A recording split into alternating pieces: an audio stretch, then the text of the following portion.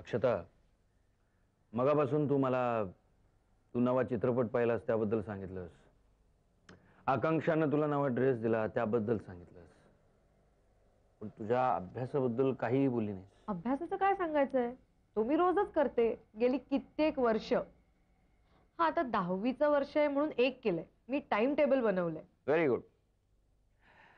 Time table बनवलंस ते फार चांगलं केलंस, पण टाइम टेबल बनवणं फार सोपं असतं, ते पाळणं अतिशय कठीण असतं. माहिती आहे ना तुला? बाबा, मी कुठलीही गोष्ट उगीच दाखवण्यासाठी कधीच करत नाही. ज्या दिवशी मी टाइम टेबल बनवलं त्या दिवसापासून मी त्यातली एकही वेळ पाळली नाही असं केलेलं नाहीये. Good, very good. शिस्तशीर आईची शिस्तशीर मुलगी. आई अगदी खुश असेल नाही तुझ्यावर? का ग, काय झालं? बाबा, आई कधी खुश असते का? कितीही शहाण्यासारखं वागलं ना तरी ती त्यात काहीतरी चूक शोधतच असते. नाही नाही नाही, हे हे बरोबर नाही. हा, हे बघ अक्षता, तुझी काहीतरी चूक झाली असेल म्हणूनच तिने बोट ठेवलं असेल. बाबा, बंटीनी मला एक रिस्ट वॉच प्रेझेंट म्हणून दिलं, यात काय चूक आहे? आता तुम्ही आणि जया काका बेस्ट फ्रेंड्स आहात ना, तसं मी आणि बंटी सुद्धा आहोत. आता जया काकांनी तुम्हाला काही गिफ्ट दिलं तर तुम्ही त्याला नको म्हणाल का? नाही. आणि ते प्रेमाने दिलेलं असेल तर तुम्ही प्रेमानेच घ्याल ना? अगदी. मग आईनी बंटीनी मला दिलेलं घड्याळ का जप्त करावं? आईनं घड्याळ जप्त केला आणि कारण काय? तर म्हणे कुणीही दिलेली भेटवस्तू घेण्याची तुला सवय लागू नये. बाबा, बंटी हा कुणीही आहे. आणि दुसरं कारण म्हणजे त्यांनी दिलेली भेटवस्तू ही चोरीमारीच्या पैशातून आणली असणार. बाबा, आता तुम्हीच सांगा, बंटी काय चोर आहे? Not exactly. पण बेटा, तो ज्या मार्गाने पैसे मिळवतो ते मार्ग योग्य नाही आहेत. बाबा, मी माझं मन मोकळं करण्यासाठी तुमच्याकडे येते तर तुम्ही सुद्धा आईसारखंच बोलताय. तुम्ही तर माझे खरे बाबा आहात ना? म्हणजे काय? मी आईला त्या दिवशी सरळ सांगितलं, माझी खरी आई असती तर ती अशी वागली नसती. अक्षता, तू आईशी असं बोललेलं मला अजिबात चालणार नाही. पण ती माझी आई कुठे आहे? उगाच मूर्खासारखं काहीतरी बोलू नकोस. आणि असं जर बोलायचं असेल ना तर मला भेटायला यायचं नकोस. पण बाबा, कळलं तुला काय म्हणतोय ते? हो, sorry.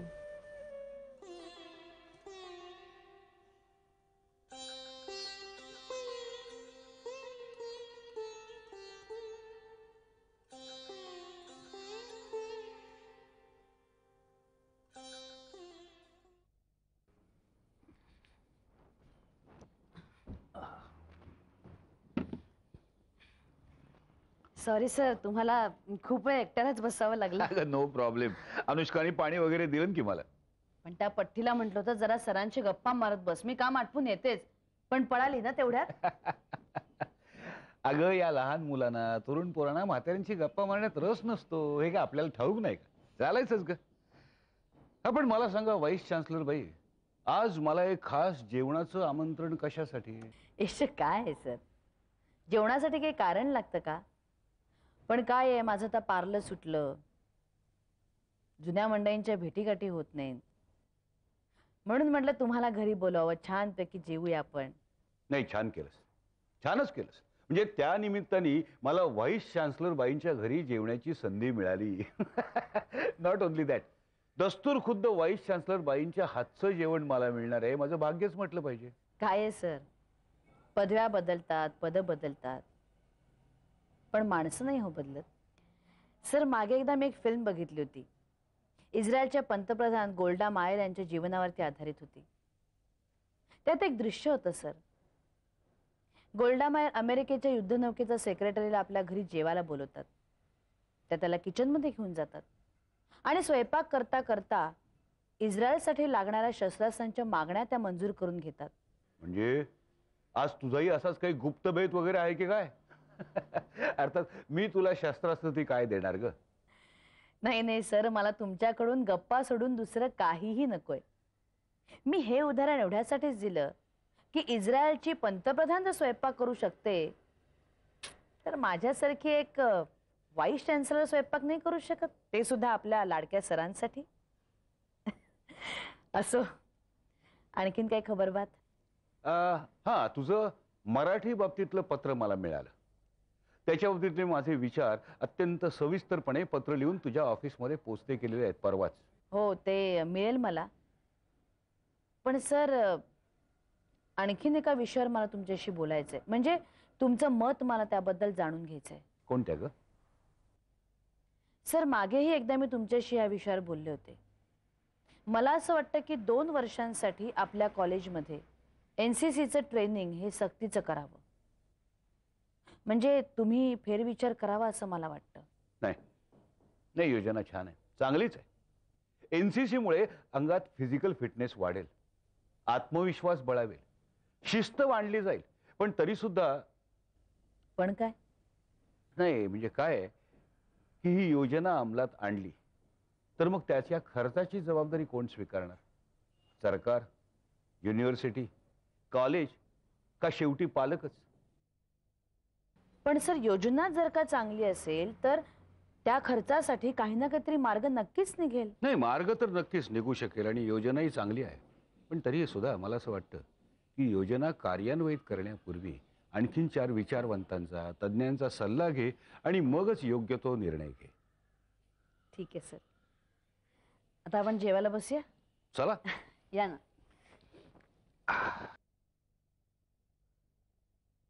Please. Thank you.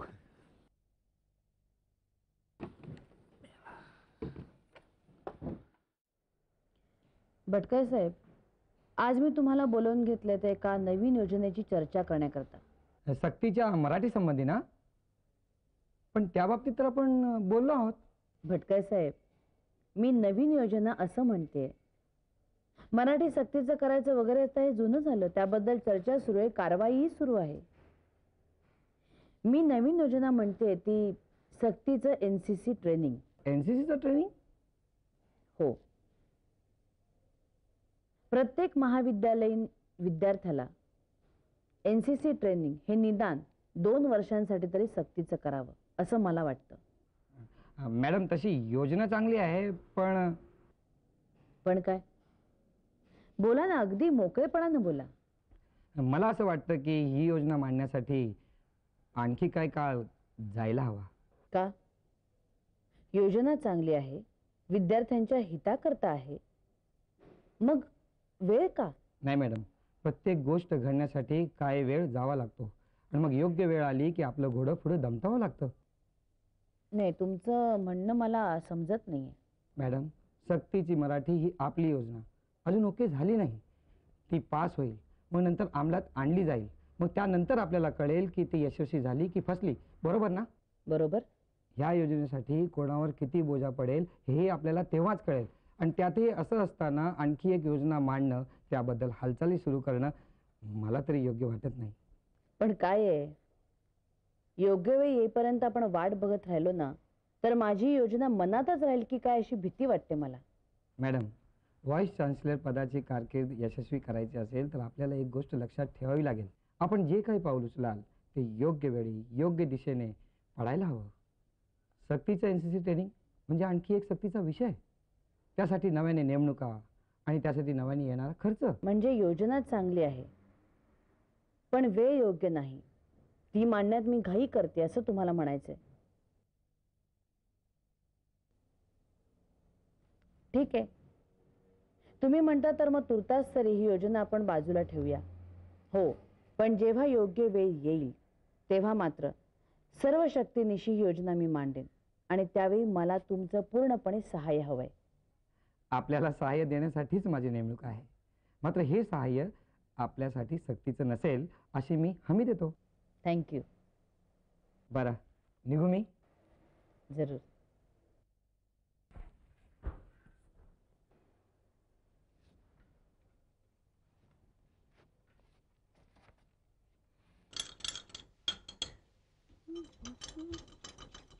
Good morning Maugham.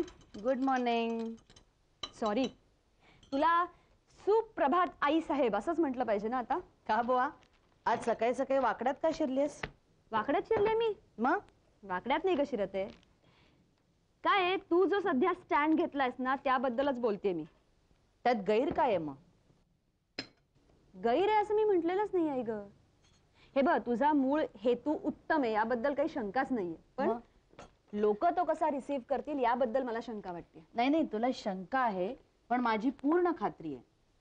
पण तूच जर का असं बोलायला लागलीस एक तर मिनिट, मी काय माझं फायनल ओपिनियन दिलेलं नाहीये या बाबतीत. नाही, मी विचारल्याशिवाय देऊही नकोस. आई, तू पर्सनली कशाला घेतेस या सगळ्या गोष्टी? हेच वाक्य जरा मला मराठीत बोलून दाखवशील? ठीक आहे. हे बघ, मला असं वाटतं की मुळात छोट्या छोट्या गोष्टींचा इश्यू म्हणजे ब्रॉडली हेच हेच मला म्हणायचंय. तुमची आजकालची पिढी, तुमच्या भावना तुम्ही मराठीत व्यक्तच करू शकत नाही. काहीतरी धेडगुजरी होऊन बसलेलं तुमचं. ना धड तुम्ही इंग्लिश बोलत, ना धड तुम्ही मराठी बोलत. अगं, आज परदेशातली लोक आपल्या इकडे येऊन आपली मराठी भाषा शिकतात, आपली संस्कृती शिकायच्या मागे लागलेत, वेदशास्त्र पठण करतात, आणि आपण कुठे चाललोय? पण तुम्हाला तुमच्या ह्या भाषेतच बोलण्यात धन्यता वाटते. आणि हे बघ, मी जे काही करते ना तो योग्य विचार करूनच करते. विचार योग्यच आहे, त्याबद्दल मला काहीच म्हणायचं नाहीये. मग पण तुला हे मान्य आहे का की यामुळे तुला खूप विरोध होईल? होऊ दे ना. जसं मी माझं मराठीबद्दलचं मत ठामपणे व्यक्त केलंय ना, तसंच त्यांनाही त्यांचा विरोध ठामपणे मांडू दे की. अगं, पण ते मेजॉरिटीत आहेत. त्याला मराठीत बहुमत असं म्हणतात. फार फार तर काय होईल, माझा पराभव होईल. होऊ दे. आई, शेवटी या सगळ्यातनं बदनामी तुझी होणार आहे. मी बदनामीला घाबरत नाही आकांक्षा. बदनामी योग्य निर्णयाच्या पराभवाने होते असं तुला वाटत असेल, पण तसं नाहीये. बदनामी अयोग्य निर्णयाच्या अंमलबजावणीने होते. तरी सुद्धा मराठी शिकणं सक्तीचं करणं हा योग्य निर्णय आहे असं मला वाटत नाही. आकांक्षा, अगं, मराठी शिकणं मी सक्तीचं करतच नाहीये. मी कुणावरही जबरदस्ती करत नाही. मी फक्त सुविधा उपलब्ध करून देते की जेणेकरून आपली मराठी भाषा इतिहास जमा होऊ नये एवढंच मला वाटतं. ती जिवंत राहावी एवढीच माझी इच्छा आहे. आणि म्हणून तुला माझं म्हणणं फारसं पटलेलं दिसत नाहीये मला. जाऊ दे, पटेल तेव्हा पटेल. चल चल चल, कॉफी पी लवकर, उशीर होतोय. तुलाही कामाला जायचंय, मलाही जायचंय. घरातल्या घरात वाद घालून काय होणार आहे? घे.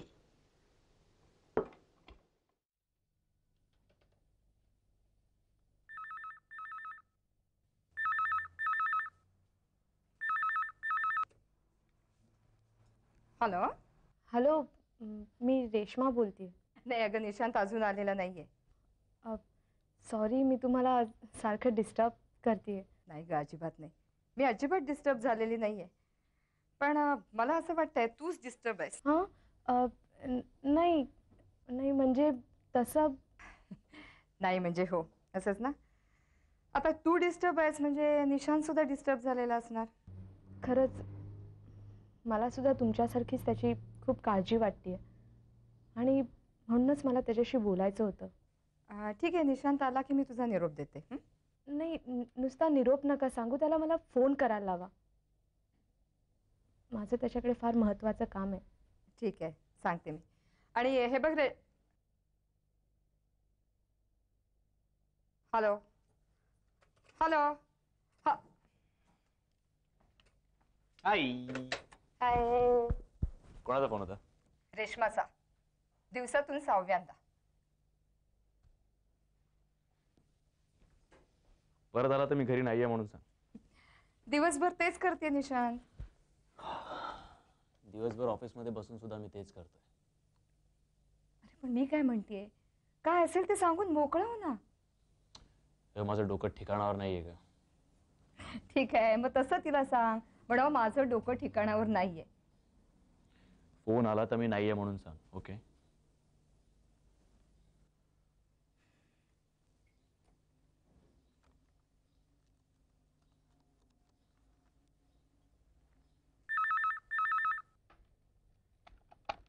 हॅलो. हा रेश्मा, निशांत घरी आलाय आणि त्याला तुझ्याशी बोलायचंय. हे बघ निशांत, मी तुला खोटं बोलू नकोस असं शिकवलं आणि तू मला खोटं बोलायला सांगतोयस. बोल तिच्याशी.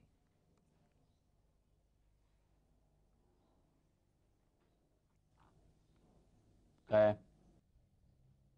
निशांत, फोन घेतल्यावर हॅलो म्हणायची पद्धत आहे. हॅलो. मला मला तुला भेटायचंय. मला नाही. का? रागावलायस माझ्यावर? हो, माझं डोकं सध्या ठिकाणावर नाही आहे. ते शांत झाल्यावर मी भेटेन. तोपर्यंत तुला भेटायचं नाही असं ठरवलंय मी. ते कधी ठिकाणावर येणार आहे? आणि ते आल्यावर मी तुला पटकन फोन करून सांगेन. तोपर्यंत इकडे फोन करू नकोस. Is that clear?